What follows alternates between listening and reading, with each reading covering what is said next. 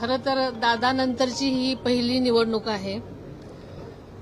मला कधीही वाटलं नव्हतं की मला अशा प्रकारच्या निवडणुकींना फेस करावं लागेल.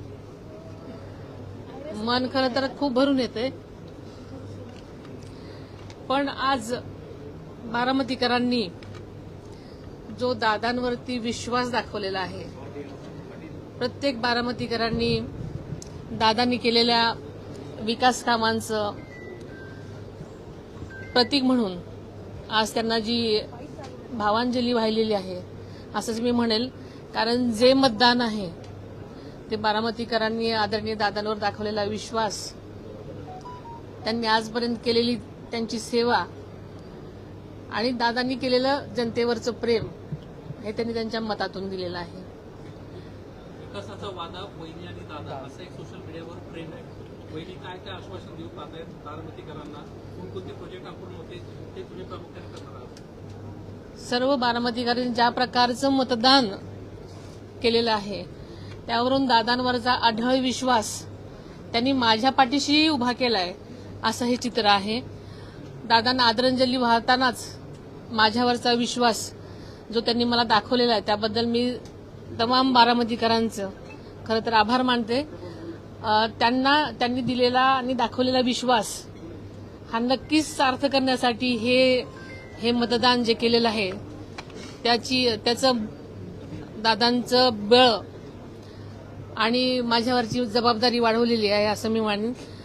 आणि आपल्याला सगळ्यांनाच माहिती आहे की मी जे हे पाऊल उचललेलं आहे आजपर्यंत बारामतीकरांना अजितदादांनी ज्या विकास कामांमध्ये विकासाची स्वप्न दाखवलेली आहेत, अनेक त्यांच्या गोष्टी आहेत आणि ते पूर्ण करण्यासाठी आम्ही बारामतीकरांबरोबरच माझी जबाबदारी आता वाढलेली आहे आणि ती नक्कीच पूर्ण करण्याचा विश्वास बारामतीकरांना वाटतोय.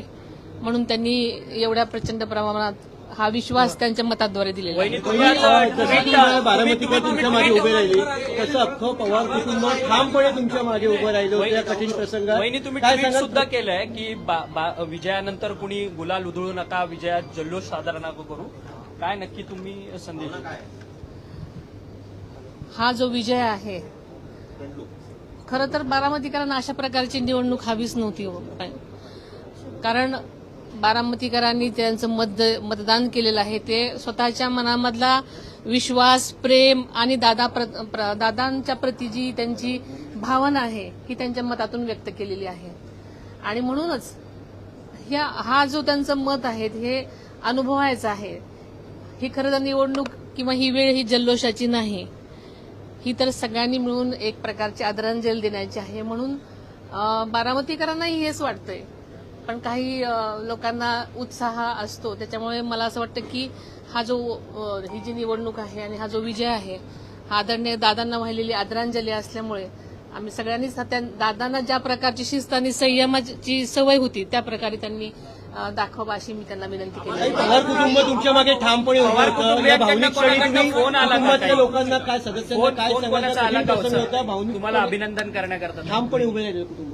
बारामती हे माझं कुटुंब आहे आणि सगळ्याच माझं स्वतःचं कुटुंब सुद्धा ह्या सगळ्याच ह्याच्यामध्ये सामील झालेलं आहे. तुम्हाला माहिती आहे की आदरणीय पवार साहेबांनी सुरुवातीलाच उमेदवार न देण्याचा जो त्यांनी प्रयत्न केलेला होता, हीच त्याची मागची भावना आहे. आणि संबंध माझं कुटुंब आणि बारामती हे माझं कुटुंब आहे, त्याच्यामुळे सगळेच ह्याच्यामध्ये आता मी जेव्हा बारामतीला जाईन तेव्हा नक्कीच सगळ्यांमध्ये जाणार आहे, दौरा करणार आहे. पवार साहेबांकडून वगैरे आला का शेवट नाही तर ही सुरुवात आहे. काय नेमका यातून संदेश तुम्हाला द्यायचा आणि महाराष्ट्रात अशा पद्धतीनं हा संदेश कशा पद्धतीनं तुम्ही स्वतः पोहोचवण्याचा प्रयत्न कराल? खरं तर अशा अचानक झालेल्या आघातामुळे ही निवडणूक किंवा मला कधीही वाटलं नव्हतं की मी आपल्यासमोर उभी राहीन. पण आज जनतेने टाकलेला जो विश्वास आहे तो सार्थ करण्यासाठी मला ती जबाबदारी पार करण्यासाठी मला आज सगळ्या बारामतीकरांची स्वप्न साकार करण्यासाठी आज मला जी जबाबदारी आहे ती पूर्ण करायची आहे. आणि त्यामुळे मला असं वाटतं की ही सुरुवात आहे माझी. पवार साहेबांकडनं फोन वगैरे आला का पवार कुटुंबियांकडनं तुम्हाला शुभेच्छा? जवळपास अपक्ष उमेदवार जवळपास 22 उमेदवार उभे होते. सर्व भुईसपाट झाले आहेत आणि बारामती पवारांचीच राहिलेली आहे. बारामतीकरांचा हा खरोखरच विश्वास जो आम्हा कुटुंबियावर आहे. कारण आजपर्यंत आदरणीय पवार साहेबांनी, आदरणीय दादांनी, सुप्रियाताईंनी सुद्धा ज्या प्रकारचं काम आणि ज्या प्रकारचा विश्वास आणि ज्या प्रकारची सेवा केली आहे, एकंदरच बारामतीकरांचा आमच्या सर्व कुटुंबियावरती विश्वास आहे आणि तो विश्वास आज त्यांच्या मताद्वारे त्यांनी दिलेला आहे. भाजपला देखील चांगलं यश हे बंगाल आणि बंगाल, आसाम आणि मला वाटतं पॉंडिचेरीमध्ये सुद्धा अतिशय चांगल्या प्रकारे एनडीएला मतदान झालेलं आहे आणि आदरणीय मोदी साहेबांच्या मार्गदर्शनाखाली एनडीए पक्ष, एनडीए जे अलायन्स आहे ते नक्कीच आघाडी करताना आपल्याला दिसत आहे. त्यांचं मार्गदर्शन असंच सगळीकडे राहणार आहे. एक बार हिंदी में बता दीजिए, बारामती के चुनाव हुए, जो आंकड़े सामने आए उसमें हमने देखा कि एक तरफा जीत जो है वो हासिल हुई है. कैसे देख रहे हैं बारामती के इस रिजल्ट को और इस आंकड़े को?